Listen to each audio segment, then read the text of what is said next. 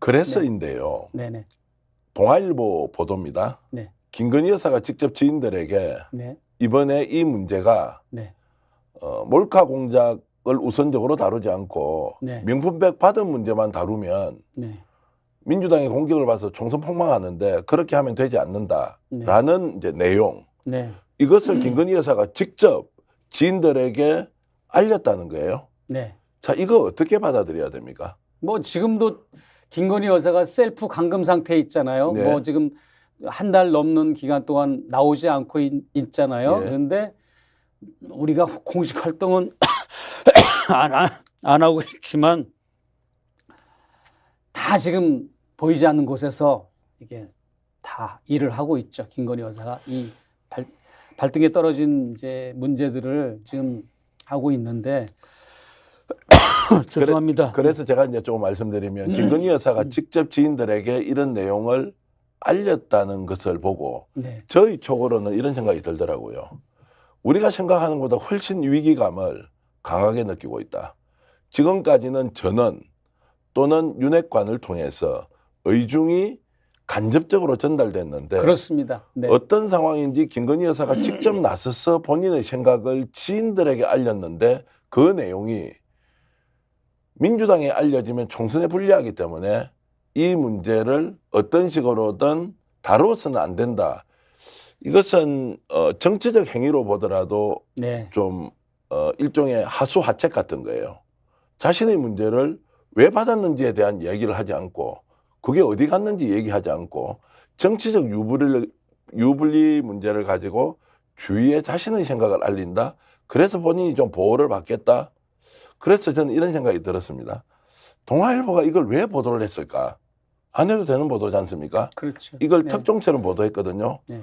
그래서 보수 언론, 조중동, 한동훈, 그리고 대통령실은 아무 문제도 없다고 하지만 김건희 여사가 이런 메시지를 보낸 것을 보도하는 것을 종합해 봤을 때 갈등이 매우 심각한 상태에 있고 이것을 바라보는 대통령실은 불안하고 위기감을 크게 느끼고 있다. 총선에 이기고 지는 문제가 아니라 네. 김건희 여사 문제가 더 이상 숨길 수 없는 현실이 되고 현안이 되고 있구나 이런 생각을 저는 좀 했습니다. 그렇습니다. 제가 지금 언론 인터뷰에 누누이 강조하는 부분이 뭐냐면 우리가 쓰레기를 투척하면 신고하는 파파라치 제도가 있잖아요. 그래서 거기에 대한 또 보상도 해주잖아요. 교통법규를 위반한 사람도 파파라치들이 사진을 찍어서 뭔가 신고를 하면 포상 제도가 있지 않습니까? 그런 제도가 우리 대한민국 행정에 한 30가지가 넘더라고요. 그래서 환경 오염을 시키는 세력들 뭐 이런데 저는 이거를 몰카라는 표현을 쓰는 것보다 부정부패의 이런 모습을 보고 제가 가만히 있으면 안 되잖아요. 아무리 사사로운 감정과 사사로운 인연이 있고 집안의 인연이 있고 동양이고 뭐 그런 어떤 그런 사적인 관계는 있지만 제가 공적으로 제가 평생 공익적인 일을 해온 사람의 입장에서 이 엄청난 사실을 저만 그냥 덮으면 다 끝나는 거지만 이게 공공의 이익과 국가의 미래를 위해서 또 윤석열 정부의 5년을 위해서 저는 이걸 공익제보를 한 거죠. 공익제보를 한 건데 이게 몰래카메라가 될 수가 없는 거죠. 우리가 난폭 운전을 하고 음주운전을 한 사람을 그것을 신고했다고 해서 그 사람을 뭐 몰래카메라 찍었다고 말 안 하잖아요. 저는 그래서 김건희 여사가 유명 브랜드 화장품 세트를 받고 200만 원 상당의 또 300만 원 상당의 디올 핸드백을 받았을 때 이미 그것을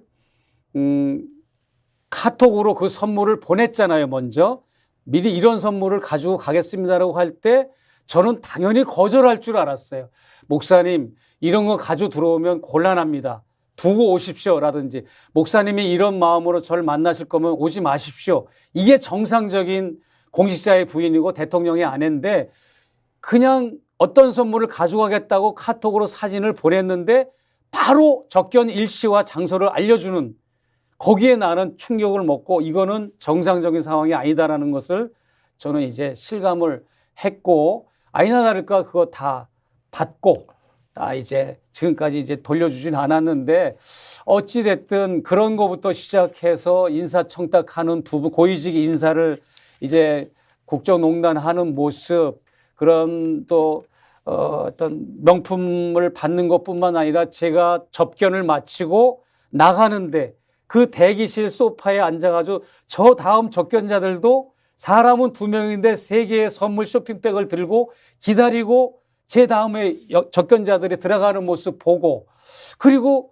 관저의 공사가 끝난 날이 11월 5일이었는데 7일이었는데 11월 7일 날 관저 입주를 하고 11월 23일 날 무슨 일이 있었는가 하면 그 관저에 모 대학의 설립자 장정현 박사라는 사람이 뭐 수천만 원 상당의 고급 분재를 트럭에 실어서 한남동 관저로 보내는 장면이 포착이 돼가지고 뉴탐사에서 작년 연초에 집중적으로 보도한 적이 있잖아요. 그러니까 이 서초동 관저도 그랬거니와 한남동 관저에서마저도 계속 이런 뇌물수수나 선물을 받는 겁니다.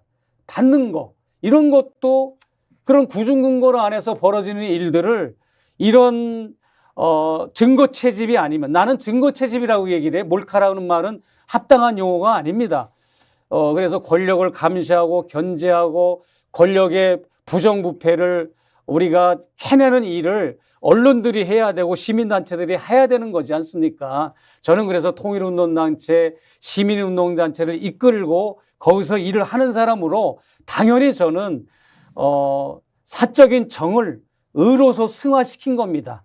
그렇기 때문에 거기에 대한 거를 김건희 여사가 위기감을 느끼고 제대로 내가 얻어맞았구나. 제대로 최재형 목사로부터 정말 자기의 치부가 이제 낱낱이 드러나는 것이 이제 무서웠던 거죠. 그러다 보니까 위기감을 느꼈고, 사실은 이제 저희가 이제 선제 공격을 한 게 영국에 계실 때 이제 우리가 이제 MBC 장인수 기자를 통해서 이제 소명서를 보냈어요. 최재형 목사한테 이런 영상물을 우리가 제공받았고 이런 이야기를 들었는데 해명하시오라는 것을 김건희 여사와 김은혜 홍보수석, 대변인, 부대변인 4사람한테 보냈는데 홍보수석과 대변인들은 하나도 이틀 동안 안 열어보고 김건희 여사만 15분 만에 읽어봤더라고요.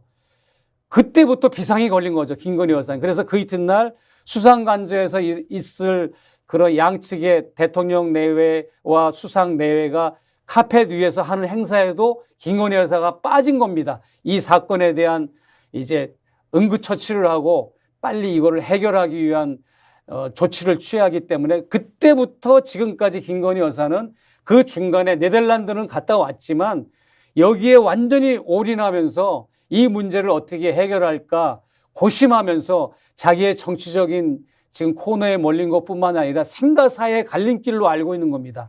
네. 자, 그래서 이제 네네. 저는 그 최재형 목사께서 지금까지 언론 인터뷰를 여러 차례 하고 지금도 정말 에너지를 다 쏟아서 네. 있는 사실을 밝히고자 하는 이유 중에 하나가 네. 어느 한쪽에서는 최재형 목사가 종북 좌파다 또는 불법 몰카 촬영을 통해서 범죄 행위를 저지른 것인데 오히려 김건희 여사는 억울한 피해자다라고 네네. 그 국민의힘 쪽에서 주장을 하고 있지 않습니까? 네. 그거를 정말 혈혈단신으로 그게 아니다라는 것을 알리기 위해서 정말 피를 토하는 심정으로 이렇게 활동을 하시는 것이라고 저는 생각을 합니다. 네네. 자, 그럼에도 불구하고 몰카이지 않느냐, 계획된 행동 아니었느냐, 네. 자, 이것이 부도덕하지 않느냐, 이런 부분에 대해서는 솔직히 어떻게 생각하십니까? 그렇지 않습니까? 제가 보는 앞에서 예. 우리 대표님과 저의 거리뿐이 안 되는 그 앞에서 인사청탁을 하고 국정농단하는 모습을 봤습니다. 그러면 그 어느 누가 우리 대표님이 그 모습을 봤어도 아마 다음에는 접견 기회가 있으면 녹음을 한다든지 증거 채집을 했을 겁니다. 네. 심각한 거잖아요. 예. 제가 주문한 게 있습니다. 김건희 여사가 당선되는 날도 개표를 하면 개표 결과를 저한테 제일 먼저 알려준다는 말씀도 하셨고, 저는 영부인이 되셨으니까 이제 당선자가 됐으니까 사회적 약자를 돌보고 정말 사각지대를 돌아보고 소수자를 돌보는 그런 일을 해주시면 의욕이 많은 분이 너무 이렇게 나대지 마시라. 그렇게 조용히 그렇게 일을 해주시면 의욕을 품는 분들도 숙연해지고 의욕이 풀릴 거다. 그러니까 그런 일만 위주로 해주시라 당부를 했거든요. 그리고 본인도 대답을 했고, 그리고 어느 신문사와 인터뷰할 때도 제가 당부한 얘기를 또 살짝 보였더라고요. 이용을 했어요. 활용을 했어요.